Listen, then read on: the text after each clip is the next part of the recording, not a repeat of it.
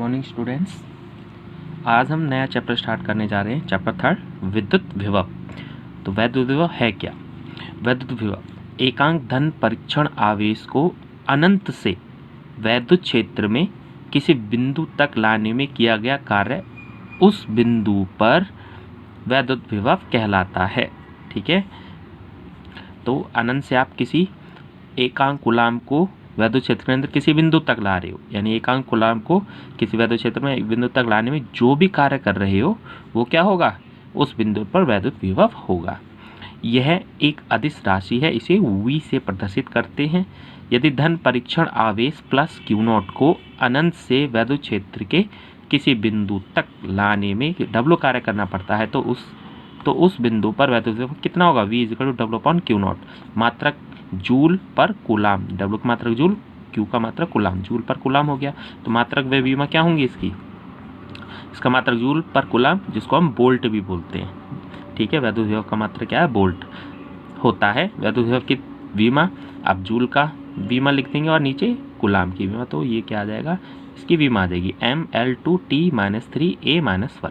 ठीक है, तो ये इसकी डेफिनेशन और इसकी विमा है।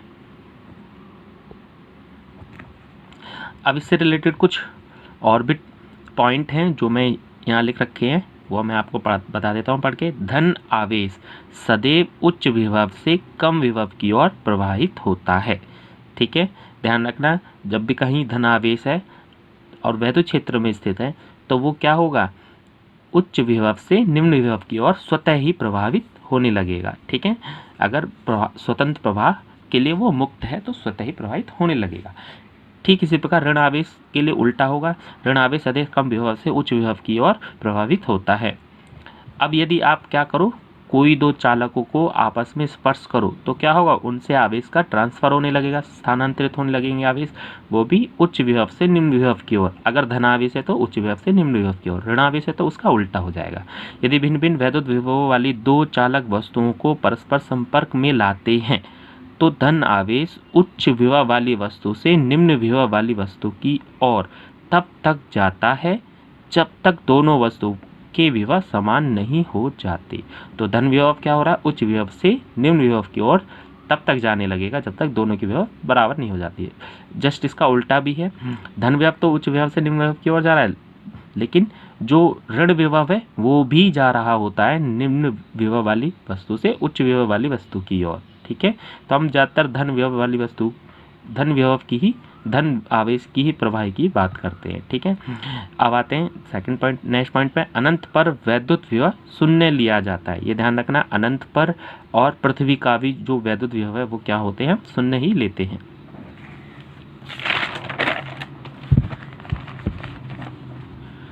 पृथ्वी का विभव शून्य माना जाता है। ठीक है, किसी चालक को पृथ्वी से संबंधित करने पर उसका विभव शून्य हो जाता है, क्योंकि पृथ्वी का विभव कितना है? शून्य है। पृथ्वी का विभव शून्य है, तो उससे जो भी कोई चालक संपर्क में लाओगे तो वो क्या हो जाएगा? उसका विभव भी शून्य हो जाएगा। मान लो ये कोई चालक है जिस पर धनावेश है, एक और चालक ये इस पर क्या है? ऋण आवेश है। ठीक है, जैसे ही इसको हम पृथ्वी से संपर्क करते हैं, भू संपर्क, तो क्या होगा? इसका सारा का सारा धन आवेश पृथ्वी में चला जाएगा। होता क्या है, इसमें जो इलेक्ट्रॉन होते हैं पृथ्वी से, वो आकर इसको उदासीन कर देते हैं। ठीक है, तो इस प्रकार से क्या होता है? इस पर जितना भी धनावेश है वो खत्म हो जाता है। तो धनावेश का क्या मतलब हुआ? प्रोटॉन या कोटर्स, होल्स। ठीक है, तो होता होल्स और प्रोटॉन तो मूव करेंगे नहीं, तो मूव कौन करेगा? इलेक्ट्रॉन्स। तो इधर से, पृथ्वी से इलेक्ट्रॉन्स आके इन सबको उदासीन कर देते हैं, और हमें ऐसा लगता है जैसे कि धनात्मक आवेश इसमें चला गया, नहीं, धारा इसमें इधर की साइड बह रही है। धारा तो इधर ही की साइड बह रही है, लेकिन होता क्या है? फ्लो कौन कर रहा होता है? जो फ्लो हो रहा होता है, प्रवाहित हो रहा होता है, वो कौन है? इलेक्ट्रॉन्स। ठीक है, तो इलेक्ट्रॉन फ्लो हो रहे होते हैं। और वैसे ही इस चालक में क्या है? जिस पर ऋण विभव है तो इस पर क्या है? इलेक्ट्रॉनों की संख्या अधिक है, तो इलेक्ट्रॉन्स है इस पर, तो इस बार क्या होगा? ये इसमें से इलेक्ट्रॉन पृथ्वी की ओर जाने लगेंगे। अगर इसको हम भू संपर्क कर दें, अर्थ कर दें, यानी धरती पृथ्वी के संपर्क में ले आए, तो इससे इलेक्ट्रॉन इधर की ओर प्रवाहित होने लगेंगे, और तब तक प्रवाहित होंगे, दोनों में तब तक प्रवाहित होंगे जब तक चालक का जो विभव है वो पृथ्वी के विभव के बराबर ना हो जाए, अर्थात शून्य ना हो जाए।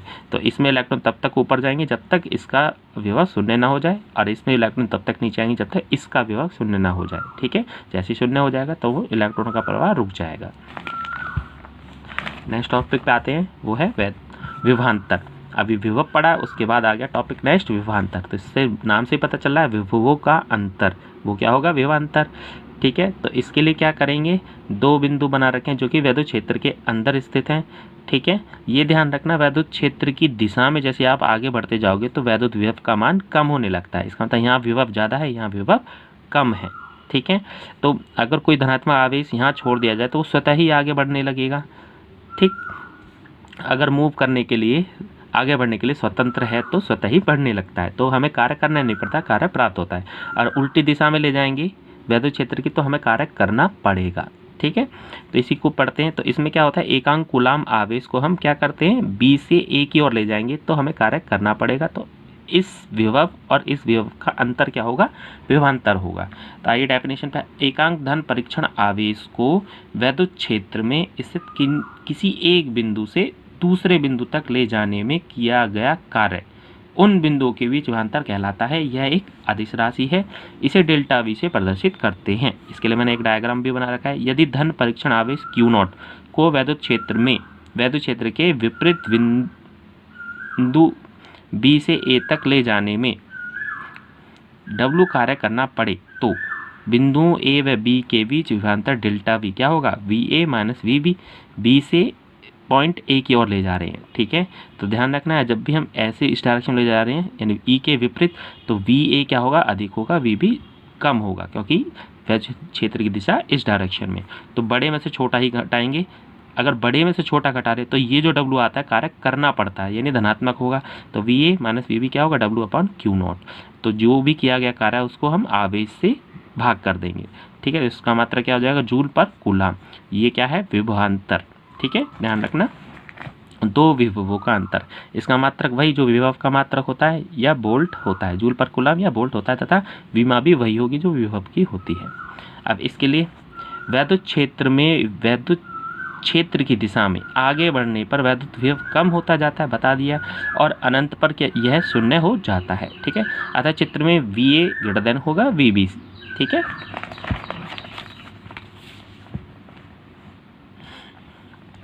निम्न विभव वाले बिंदु से उच्च विभव वाले बिंदु की ओर धन आवेश को ले जाने पर कार्य करना पड़ता है।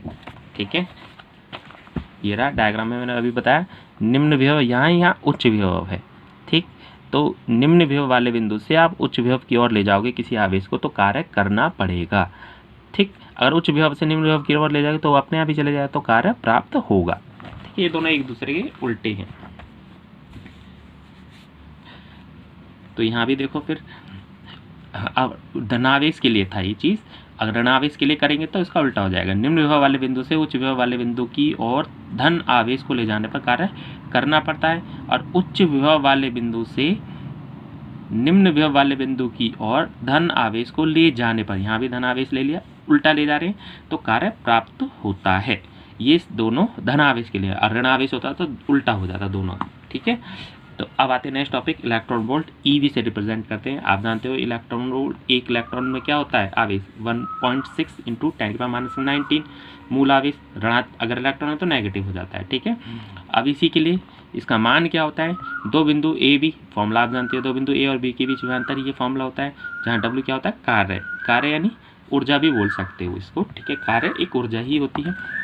अब इसमें Q0 को आवेश को कर दो इलेक्ट्रॉन के आवेश के बराबर, और विभवांतर को कर दो 1 वोल्ट। ठीक है, तो यहाँ हमने Q0 को कर दिया 1.6 × 10⁻19 कूलाम, तथा विभवांतर क्या ले लिया, दोनों विभवों का अंतर 1 वोल्ट, मान रख दिए दोनों इस फॉर्मूले में। ठीक है, तो यहाँ से W का मान निकाल लिया, तो 1E या E लिख सकते हो। तो E मात्रक हो गया वोल्ट, और 1 इलेक्ट्रॉन का आवेश कूलाम, तो कूलाम इंटू वोल्ट जूल हो जाएगा। ठीक है, या फिर हम इसको लिख सकते हैं इलेक्ट्रॉन वोल्ट। ठीक है, W का मान आ गया 1 इलेक्ट्रॉन वोल्ट। तो 1 इलेक्ट्रॉन वोल्ट किसके इक्वल है, किए गए कार्य के इक्वल है या ऊर्जा के इक्वल है। तो हम इसकी डेफिनेशन दे सकते हैं, 1 इलेक्ट्रॉन वोल्ट वह ऊर्जा है जो कि कोई इलेक्ट्रॉन 1 वोल्ट विभवांतर द्वारा त्वरित होने पर अर्जित करता है। तो इस कमांड क्या है, 1 electron volt is equal to 1.6 into 10⁻⁻19 joule, या इसको 1 EV से भी लिख सकते हैं ये वैल्यू। अगर यहाँ किलो है तो 10⁻3, मिलियन है तो 10⁻6 होता है मिलियन में, और बिलियन में होता है 10⁻9 इलेक्ट्रॉन वोल्ट। ठीक, यहाँ फिर से दिखा देते हैं, 1 किलो, मिलियन और बिलियन। ठीक है, ये तीनों।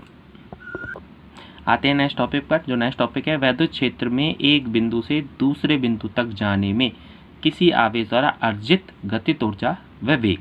तो एक बिंदु से दूसरे बिंदु पर जा रहे हैं किसी भी वैद्युत क्षेत्र में, जैसे कि इससे पहले दिखाया था टॉपिक में, तो जाने पर जो भी गतिज ऊर्जा प्राप्त कर लेगा कोई भी आवेश, या कितना वेग प्राप्त कर लेगा, उसके बारे में बात करेंगे। यदि आवेशित कण वैद्युत क्षेत्र में गति करने के लिए स्वतंत्र है तो कण द्वारा एक बिंदु से दूसरे बिंदु तक जाने में प्राप्त गतिज ऊर्जा कार्य W के बराबर होगी। कार्य के बराबर हो जाएगी, यानी W को हम K के इक्वल लिख सकते हैं। तो हमें फॉर्मूला पता है, delta V equal W upon Q, या W is equal to Q delta V। तो यही कार्य क्या हो जाएगा, गतिज ऊर्जा। गतिज ऊर्जा K is equal to W definition के अकॉर्डिंग। ठीक है, और W का मान क्या रख देंगे, Q डेल्टा V। तो ये इसका फॉर्मूला हो गया। अगर गतिज ऊर्जा हाफ mv² है, जहाँ V उसका वेग हो जाएगा और m द्रव्यमान हो जाएगा उस आवेशित कण का, जहाँ m आवेशित कण का द्रव्यमान और v आवेशित कण द्वारा अर्जित ऊर्जा। तो k की जगह बस हाफ mv² रखा है, तो यहाँ से v हम निकाल सकते हैं।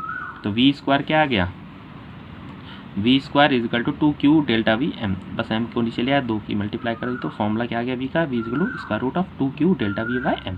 तो ये इसका फॉर्मूला हो गया स्पीड का। ठीक है, तो ये फॉर्मूला। नेक्स्ट टॉपिक आते हैं आंकिक पर। जो आंकिक क्वेश्चन हैं उन पर क्वेश्चन नंबर 1 है।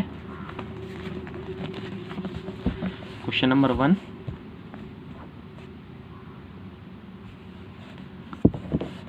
क्वेश्चन नंबर 1 कह रहा है कि 3.4 इंटू 10⁻7 कूलाम के आवेश को अनंत से किसी बिंदु तक लाने में आवेश दे दिया 1.7 इंटू 10⁻⁻5 जूल कार्य करना पड़ता है। आपको W भी दे दिया। उस बिंदु पर वैद्युत विभव V निकालना है आपको। तो इसके लिए क्या करेंगे, फॉर्मूला लगा देंगे, सीधे सीधे फॉर्मूला। Q दे दिया, W दे दिया, और V फॉर्मूला आप जानते हो, V is equal to rho upon Q। तो ये फॉर्मूला लगा देंगे। आप चाहे तो विभवांतर वाला फॉर्मूला भी लगा सकते हो, VA minus VB is equal to rho upon Q naught. तो अनंत से ला रहे हैं तो अनंत हो गया B की जगह, और जिस बिंदु पर ला रहे हैं उस पर विभव V मान लिया। तो अनंत पे विभव क्या होता है, 0। तो ये फॉर्मूला क्या बन गया, V is equal to W upon Q। ठीक, तो यही फॉर्मूला बन गया। सीधे सीधे इसको भी लगा सकते हो। तो W और Q नोट Q की वैल्यू रख दी, सॉल्व किया इसको, तो ये वैल्यू आ गई 50 वोल्ट। ठीक, क्वेश्चन नंबर 2। जो क्वेश्चन नंबर 2 है, ये कह रहा है कि यदि दो बिंदुओं A और B पर वैद्युत विभव क्रम से 2 वोल्ट तथा 4 वोल्ट है, दोनों बिंदु पर आपको विभव दे रखे हैं, इसमें B बिंदु पर विभव ज़्यादा है और A पर कम है। ठीक है, और आपको पता है धनावेश उच्च विभव से निम्न विभव की ओर जाता है, और दोनों का उच्च विभव वाले से निम्न विभव वाले का अंतर वो होता है W अपॉन Q। ठीक है, तो 8 माइक्रोकूलम के बिंदु आवेश को बिंदु A से B तक ले जाने में कितना कार्य करना पड़ेगा। बिंदु A पर क्या है, निम्न विभव, यानी कार्य करना ही पड़ेगा, प्राप्त नहीं होगा। ठीक है, तो ये आपको निकालना है W। तो इसके लिए फॉर्मूला लगा दिया हमने सीधे सीधे। पहले जो वैल्यू दे रखी है वो लिख देंगे, VA is equal 2 volt, VB is equal to 4 volt. तो Q आवेश भी दे रखा है, माइक्रो में है, तो 10⁻⁻6 से मल्टीप्लाई कर दी। यहाँ क्या है, VB ग्रेटर देन है VA, तो बिंदु A से B की ओर ले जाएंगे, जो कि क्वेश्चन में भी यही दिया है। तो VB minus VA is equal W upon Q। तो यहाँ कार्य करना पड़ेगा। ठीक है, तो दोनों की वैल्यू रख दी, W अपॉन Q की वैल्यू रख दी, तो W का मान यहाँ निकाल लेंगे, 2 से मल्टीप्लाई होगी, ये 2 आ गया, मल्टीप्लाई करके आ गया 16, इसको माइक्रो में बदल दिया। ठीक है, 16 म्यू जूल। ठीक है, तो ये इसका आंसर हो गया। तो आज होमवर्क में आपको करना है question number 3 to question number 6। ठीक है, इन्हीं से टॉपिकों से रिलेटेड है जो मैंने कराए हैं। ठीक है, तो ये आपका होमवर्क हो गया। आज के लिए इतना ही, बाकी जो टॉपिक्स हैं वो कल नेक्स्ट वीडियो में बताए जाएंगे, और कोशिश करेंगे जल्दी से जल्दी ये चैप्टर भी ख़त्म हो जाए। ठीक है, और एक और बात स्टूडेंट्स, जितने भी टॉपिक्स आपको कराए जा रहे हैं वो फेयर नोट्स में साथ ही साथ उतारते रहना, और जो न्यूमेरिकल हैं उनको न्यूमेरिकल की कॉपी में उतारना। आपको तो पता ही होगा 2 कॉपियाँ बनानी है, एक थ्योरी की और एक न्यूमेरिकल की। ठीक है, तो रेगुलर इसको अपनी कॉपी में करते रहना है। आज के लिए इतना ही।